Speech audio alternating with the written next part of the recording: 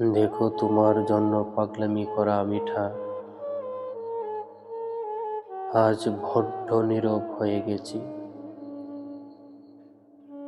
এক সময় যে মানুষটা তোমার নাম শুনলেই হেসে উঠত, আজ সেই তোমার স্মৃতির ভিড়ে চুপচাপ হারিয়ে যায়।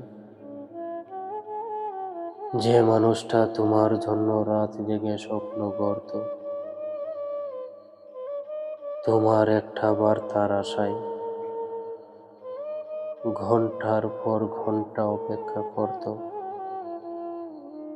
আজ সে মানুষটাই নিজের ভেতরে অজস্র কথা লুকিয়ে রেখে নিঃশব্দে বেঁচে আছে। জানো, মানুষ হঠাৎ করে নীরব হয়ে যায় না। কিছু না বলা কষ্ট, কিছু অপূর্ণ আশা, আর কিছু অবহেলার ভার ধীরে ধীরে মানুষটাকে বদলে দেয়। তাই আজ আমি চুপ,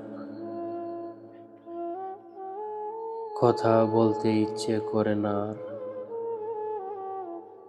কারণ যার জন্য এত কথা জমেছিল, সে তো আর শোনার জন্য পাশেনি।